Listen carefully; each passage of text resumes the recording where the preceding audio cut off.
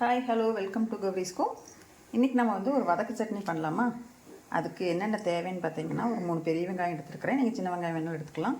வரமிளகா ஒரு 3 எடுத்துருக்கிறேன். தக்காளி 2 எடுத்துருக்கிறேன். இப்போ என்ன பண்ணுறதுன்னு பார்ப்போம். இந்த வதக்கு சட்னிக்கு முதல்ல இவ்வளோ உளுந்து எடுத்து வெறுமனை ட்ரையாக வறுத்துக்கிறேன். கருப்பு உளுந்து வெள்ளுளுந்து எது வேணால் எடுத்துக்கலாம். நான் கருப்பு உளுந்து எடுத்துருக்கிறேன். எனக்கு கருப்பு உளுந்தில் தான் சத்து அதிகம் சொல்லுவாங்க. சத்து அதிகம், எலும்புகளுக்கெல்லாம் வலு.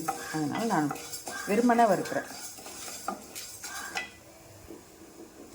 நல்லா வறுத்தாச்சு, ட்ரை ஆகிடுச்சு. இப்போ நம்ம இதை வேறு பாத்திரத்துக்கு மாற்றிக்கலாம்.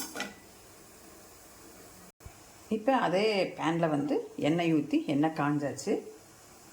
வெங்காயம் போட்டுக்கலாம். இது கூட 3 வரமிளகாயை போட்டுக்கிறேன். இதையும் போட்டுக்கலாம். இதையும் போட்டு வதக்கலாம்.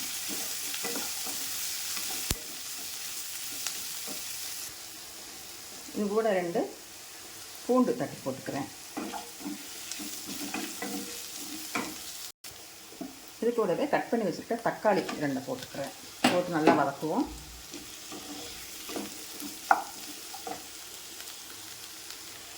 கொஞ்சம் உப்பு போட்டு வதக்குறேன், சீக்கிரமாக வதங்குறதுக்காக. நல்லா வதங்கட்டும். இப்போ இந்த தக்காளி நல்லா வதங்கிடுச்சு. ரொம்ப சுருங்கி வதங்கணுங்கிறதே இல்லை, தோல் சுருங்கினாலே போதும், பச்சை வாசம் போனாலே போதும்.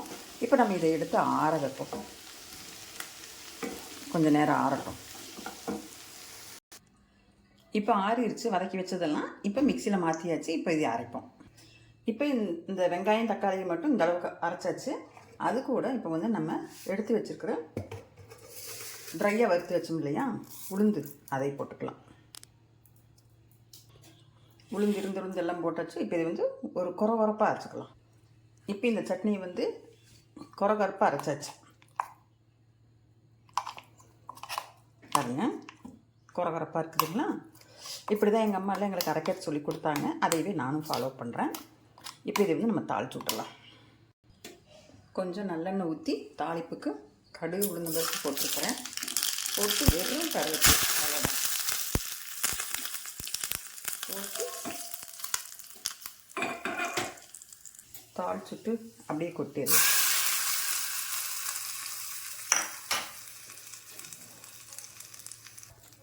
நான் நல்லெண்ணெய் ஊற்றி தாளிச்சிருக்கிறேன். நீங்கள் நல்லெண்ணெய் இல்லை கல்லெண்ணெய்லாம் இதனால் ஊற்றி தாளிச்சிக்கலாம். நல்லா டேஸ்ட்டாக இருக்கும். இந்த மாதிரி நீங்கள் செஞ்சு பாருங்கள்.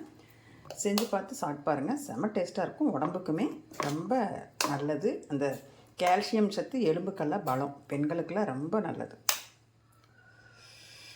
சரிங்க, அடுத்த வீடியோவில் பார்க்கலாம்.